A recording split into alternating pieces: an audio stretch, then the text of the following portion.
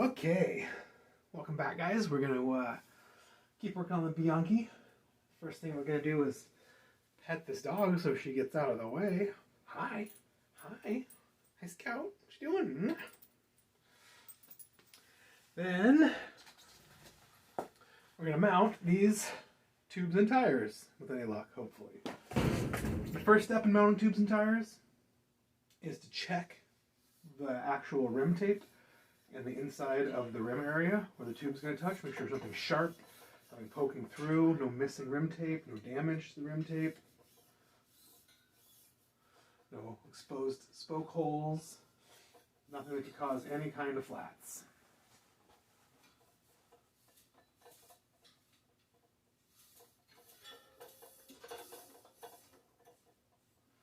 Perfect.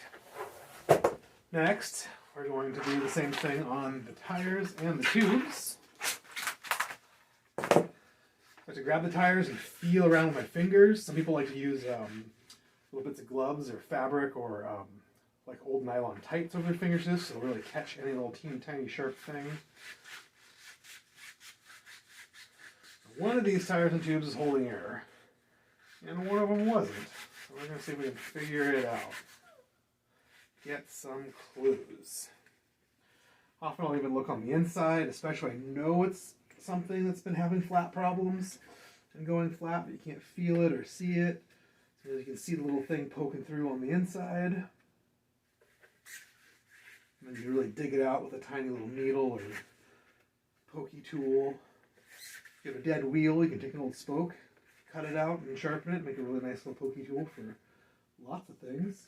You can also go to the hardware store and get a little pokey tool set for $4 or $5. Alright, so that one is good. This is the one that's clearly still holding air. We're going to keep it separate.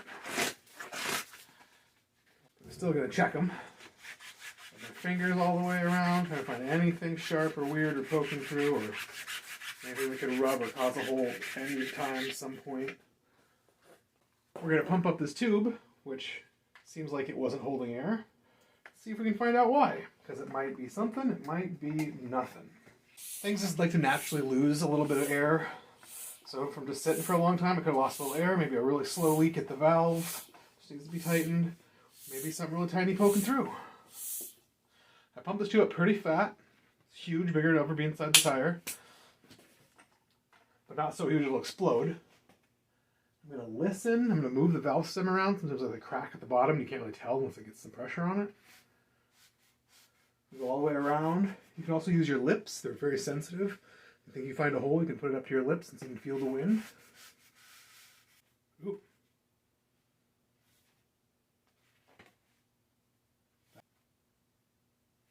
Found 2 holes. Now I circled around these holes with a Sharpie because they're almost impossible to see. I really have to feel them with my lips and hear them with my ears. I still can't see the hole. I just sort of touch it and hear it stop, so I kind of know where it's at. They're on the top side, like right against the tread, instead of on the underside against the rim tape. And they're right about opposite of the valve stem. So if these tires were installed correctly, and the logo was right at the valve stem, we know we can come right to the very opposite end of the tire and dig around a little bit harder. Really look and see if we can find something like I just did. Little teeny tiny thorn sticking through. Very good chance, I don't know if you can see it, it's tiny and razor sharp. Very good chance that caused this flat. So now we know these tires aren't thorn. Oh, and I think there's the other one. Can't even see it, I can only barely feel it. Oh, yeah, and I dig it up. I really squish this tire. I can see the little hole that it's in. Grab just a little pokey tool, a little sharpened guy. I'm just going to dig in that hole and try and pull anything resembling a thorn or anything left of a thorn out. If you can't get it from the top side, you can go find a little sharp end on the bottom. Yep, still there. And you can try and push it through back up.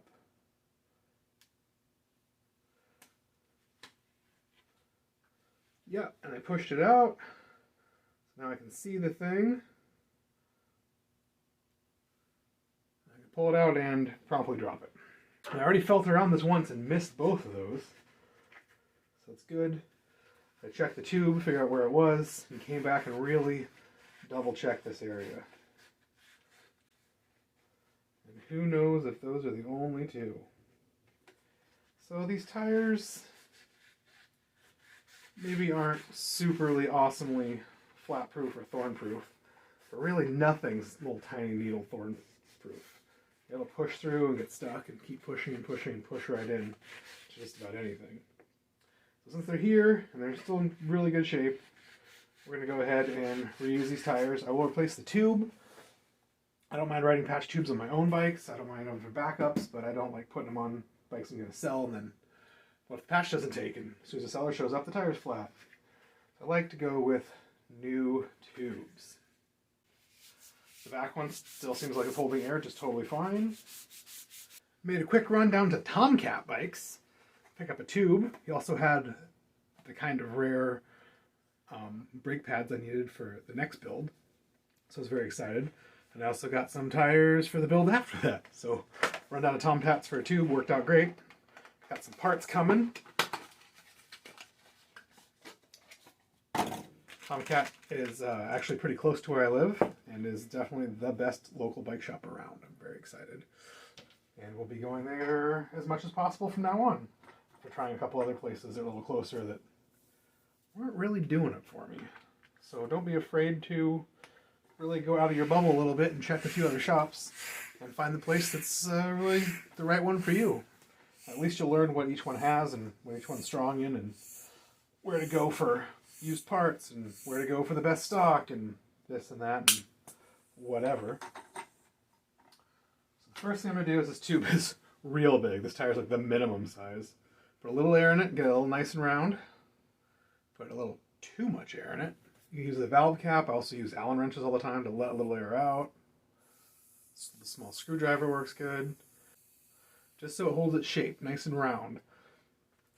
Because if it's a little flat, it's really easy to get pinched or caught or torn somewhere. But nice and round, it's easy to get into the wheel, squish it around, and you're way less likely to pinch something. Popping the wheel out, grabbing our favorite tire, and have you check the tires. They'll have the logo. Sometimes they'll have two logos, you gotta pick which one you like the best. And then they'll often have a little directional arrow. This one says rotation this way, so rotating forward. So we're going to line it up. Logos pointing forward, quick release on the right side, the wheel logos on the right side, the whole shebang. I like to line it up, the logo with the valve hole. You don't have to do this, but it'll really make your life easier when you start fixing flats all the time. And it looks more pro. Whew. It's a nice loose fitting tire. We'll see if we can stuff this massive tube in here. So the first thing I'm going to do with the tube is stick it into the valve hole, sort of place it.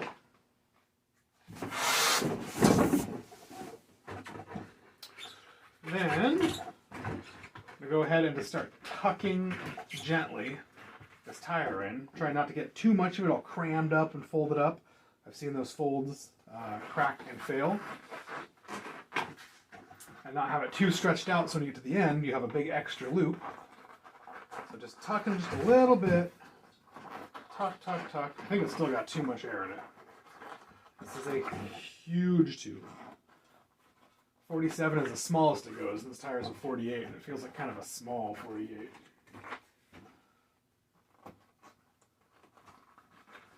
There's a little bit left at the end, but once we tuck, tuck, tuck, tuck, tuck, tuck, not much left, no real big folds. We hope. A little more air out, come on.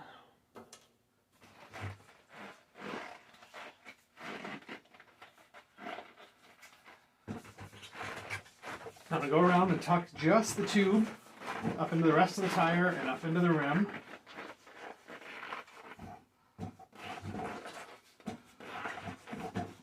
multiple stages here so we don't get pinches, so we don't get weird lumps and bumps. There's definitely still too much air in this tire tube.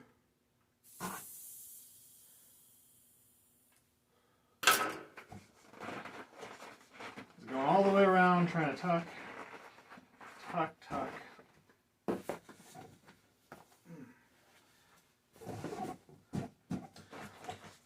Now we'll start tucking the tire into the rim as well.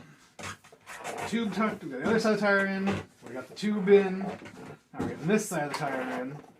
And you can see, it's hard to tell because it's all black on black on black. It's real easy for that tube. You can see right here, it's pinching out. So this is a good spot where the tube can get pinched. So try to be careful, get the tube in, then the tire in. So the tube doesn't get pinched between the rim and the tire. And it is not cooperating at all. But that's all right. We'll just go around and really double check it. We'll yank on it. We'll put a little air in. We'll see what happens. Now let's get nice and tight. You can keep fighting it. You don't want to use a tire lever to try and force it back on because you're almost guaranteed to pinch the tube. There's this cool thing called the bead jack. And you can keep fighting, using your hands and rolling and tucking and fighting and pulling it apart. The bead jack's pretty amazing. This side sits on the far side of the rim. This side grabs the tire. And you can just sort of pinch it and roll it up and on. Pinch it and roll it up and on. I find it's better in little small segments.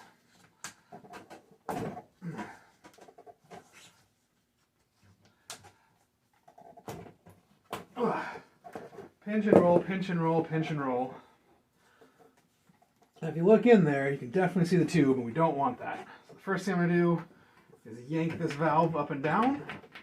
It's most likely the tube gets pinched right by the valve. And then I'll go around and peel back the whole tire and look in, try not to see any tube. Boy, I see tube everywhere. This thing is just so big. Might be too big. I'm going to put a little bit of air in. Let's see if we can get that tube a little rounder. See if we can get it round up inside this tire instead of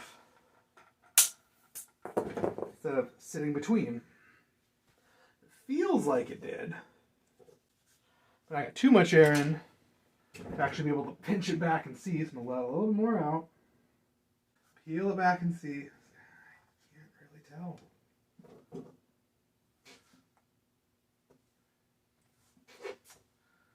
This tire being a 38 really looks small to me. Running a real big tube is probably, I'm going to go ahead and decide not the way. So I'm going to pop this tube back out. We're going to try a smaller tube. So one tube that's slightly too small and this tube which is slightly too big. The worst thing that's going to happen with a slightly too small tube is it's a little bit overexpanded, which will affect you in no way at all, except for that you might need to put air in it slightly more often. Instead of pumping it up once every 2 weeks, you have to pump it up once a week. Kind of a thing. Just because it'll be a little bit low, a little bit faster. But it won't do what this one's doing and probably going to cause pinch flats and all sorts of issues. Alright, giving up on this too big of a tube, which said it would kind of fit on the smallest size. You're a jerk tube, you're huge, you're a 29er. You're not reasonable at all. I'm going to go ahead and switch to this 27" tube, which is the same thing as 700 by 32. It's totally fine. As long as this thing doesn't run insanely small, it shouldn't be a problem. Looks kind of small though. Manufacturers are jerks. You can have common sizes and we'll label things as in between sizes, but they're not. So put a little air in to get round. We're going to go for the tuck, tuck, tuck again.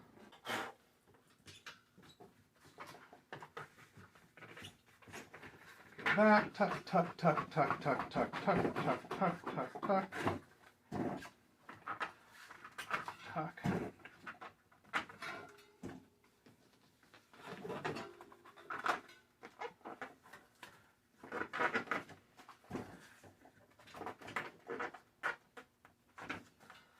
seems like there's a lot left over. And there kind of is a lot left over. Every brand's different, every size is different. That's too much left over. Take a little bit more of this air out. And we'll try again. I had a lot of air in there because I wanted to look like a bigger tube than it is. Trying to trick myself. Okay. Start again. We're going to tuck, tuck, tuck. So tuck as much in as we can as we go without it getting all bunched up and folded up.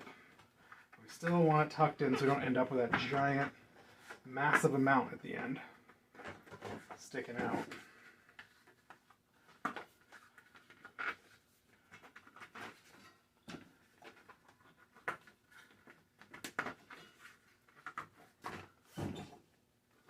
Now you see, magically, it's almost like it's too small. We tuck the rest of it in, and boom, magic. Fits perfect, looks good all the way around, no bunchiness, no tightness. Now we'll go around and put the tire on. Oh, and it fits so easy. Now that the tube isn't actually 2 sizes too big.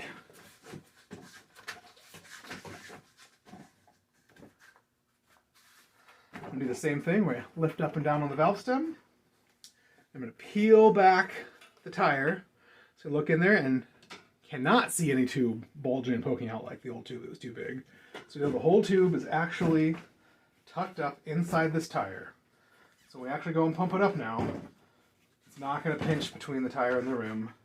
Everything is up and out of the way, nice and safe. I'm going to read 40 to 80 psi.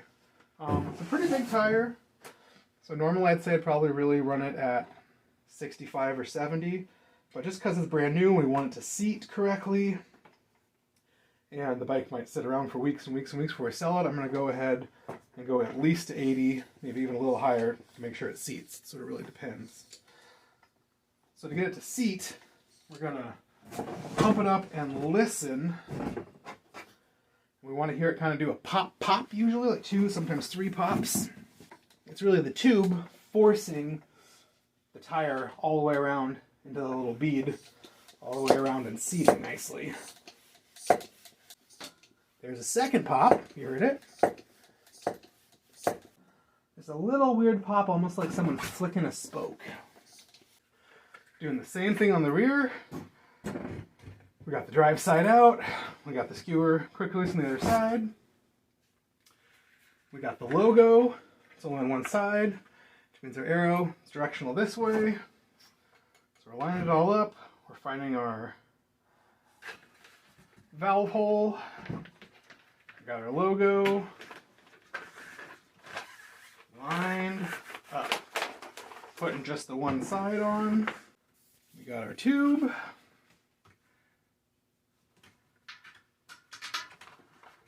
Valve stem in first. Tuck, tuck, tuck. Nice and tuck it, not just tightly putting in without tucking. Just a little tucking, no folding, just tucking.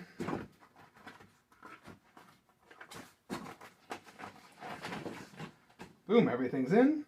Now we're going to do the tire as well, or this side of the tire, to really tuck the tube in. Boom, and it's on. I always, no matter what, no matter how sure I am, peel it back and look. Make sure I can't see any tube in there. Okay, we're going to do the same thing. Going to put this one up to 80. Listen for it to pop a couple of times. A little nice seating pop. Yank it on this valve stem.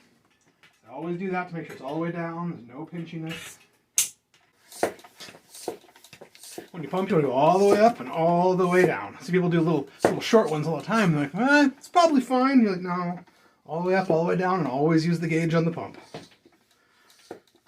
People always end up like 20 psi and want to go ride. And you're like, no. And I've definitely seen high pressure road tires with small riders. Women who are like 5'1" and petite. not be able to physically get the pump all the way pumped. And I've told people just do like a handstand on. Just get up, put your whole body weight on it, let it sink down. Whatever it takes. I'm going around. I'm looking all the way around the bead, and there's a little line in the rubber. I'm sort of seeing if this line is even with the top of the rim. It's a couple millimeters up, all the way around. I want to make sure it's not sticking way up anywhere or sunk down below the rim anywhere, because that would let me know that this tire was not seated. This worst case, let the air out, pump it back up, and see if that solves the problem. So rear tire is done.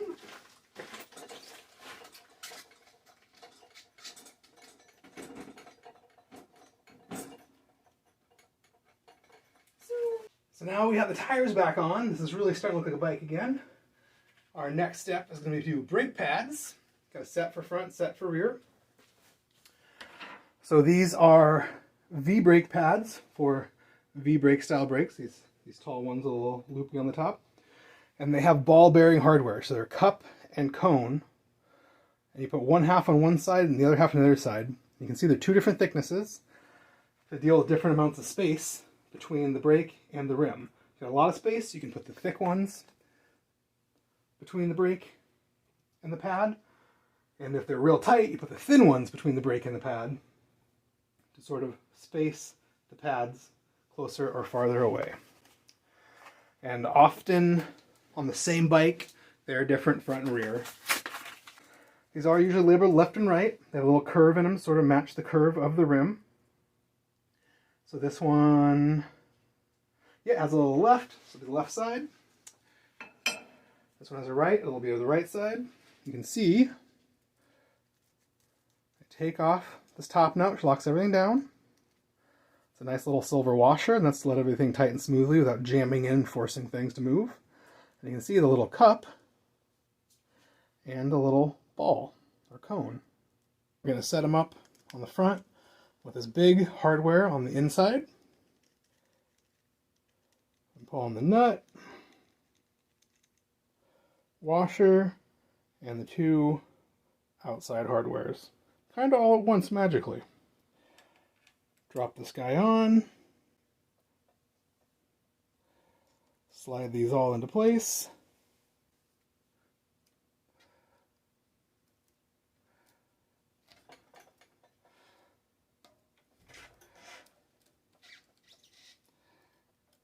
Get it started. Another thing a lot of good mechanics like to do is take a little teeny bit of tri-flow or a chain lube and drop it right between these little ball bearing hardwares, just to sort of lube that joint while you tighten it up, so it doesn't sort of gnash and mangle and bind and be a jerk. You're trying to get a little fine adjustment. It's just yanking the adjustment all over the place. So I'm just holding it tight to the rim with my thumb, just to sort of hold the brake pad in place. I'm loosely tightening this guy down. You can see if I tighten it too hard, the whole pad moves. And then it's at a terrible angle. It's hitting the tire in the back and way too low in the front. Loosen it just a little bit. Get it about right, all the way at the top where you can't really see silver anymore, but not where the pad's covering the top of the rim. Not where it's going up into the tire. Sometimes you can adjust with your fingers, hold it. I'm using it, I have it at low working tension so that it won't fall off, but I can make little adjustments. Gonna do the same thing on this other side.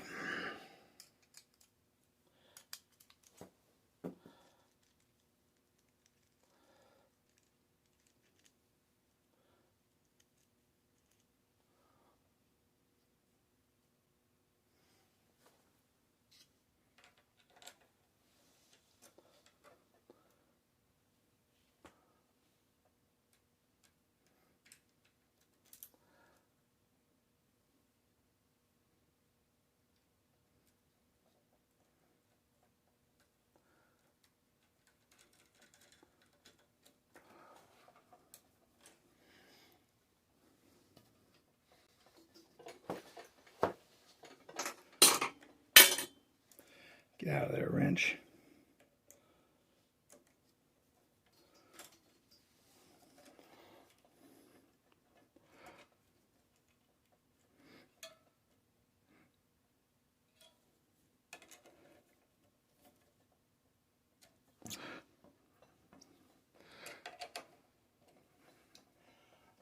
I'm going to try them the way they're set up from the factory with the wide first. There's a big slot in this brake arm. Let's stick this guy in. Put the cone, put the cup,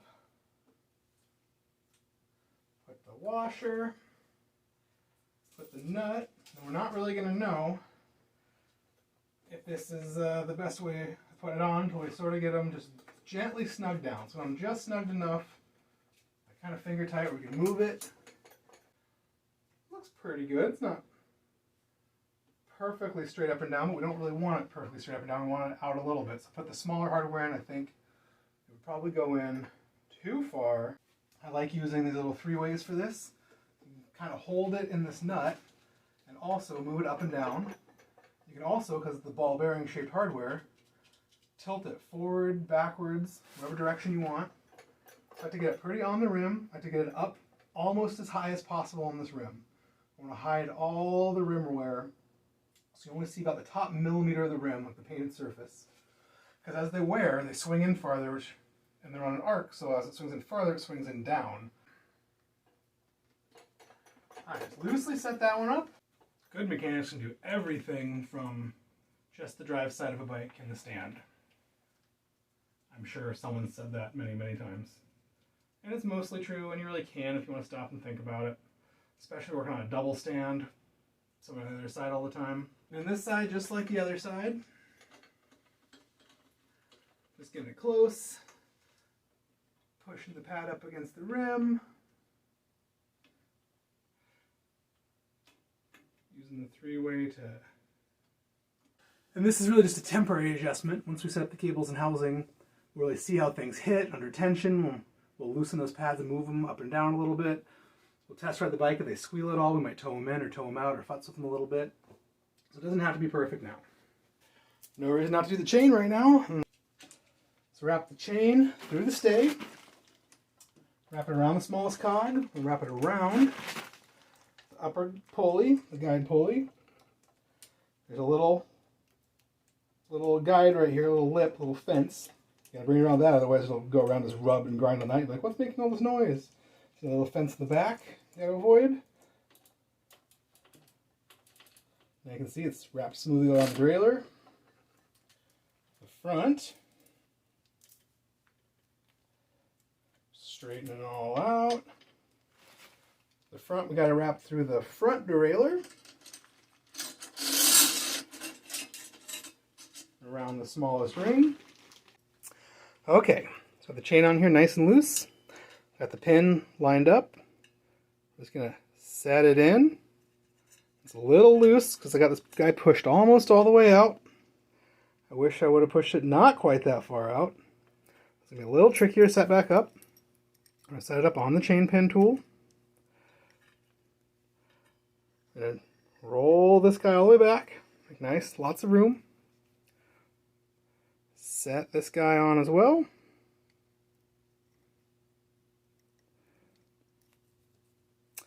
Real tricky. If I would have had it like 90% as far out, there'd have been a little lip inside that would have grabbed the other half of the chain.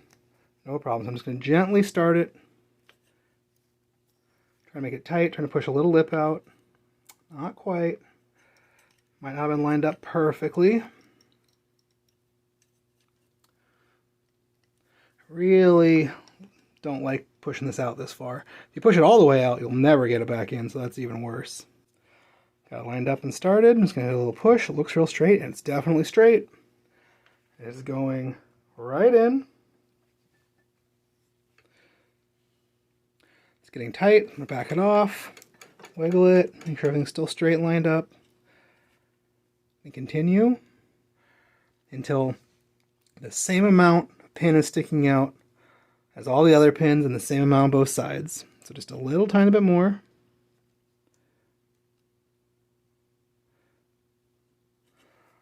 Same amount of pins sticking out on both sides. We'll take this off. We'll feel this link. Now this link's very tight. So I'm going to work it back and forth, up and down. I can see there's physically more sticking out on both sides. Oh, maybe a little bit more. A little bit more.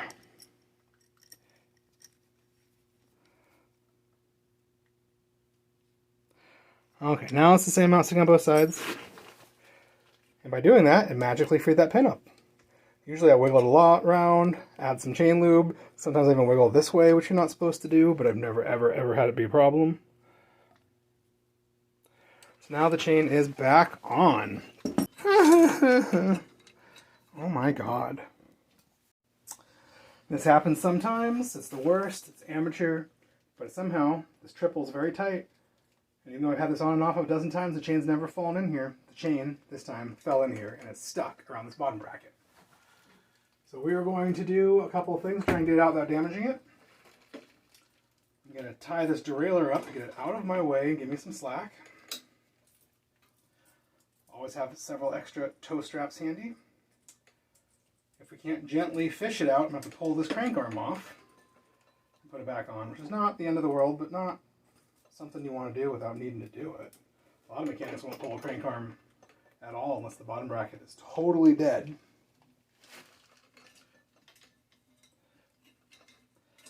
Push it and give it a little slack. Oh, it's up in this ring. Push it this way and give it a little slack. See if we can get it just to move on over. Yay! And it fell right out. Magic. Jumping right to the crank arm is not the right way, but what lots of people want to do.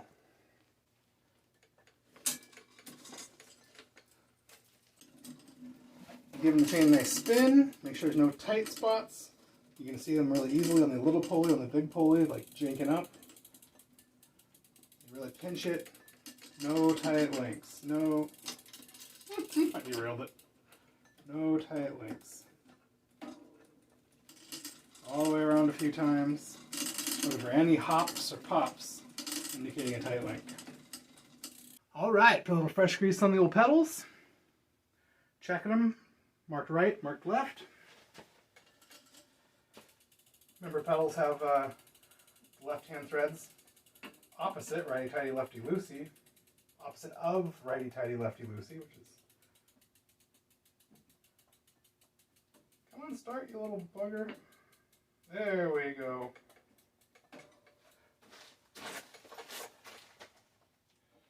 So this will be righty-loosey, so we're going to go lefty-tighty. Grab any thin 15mm wrench. This is a pedal wrench, so we're going to spin it around. Go righty-tighty. This is the fastest, easiest way instead of twisting the pedal one turn at a time. Just give it a little cinch. The same thing the other side. We're going to go lefty-tighty. And it's real hard to do from this side. You're looking at everything upside down and backwards. Give it a little cinch.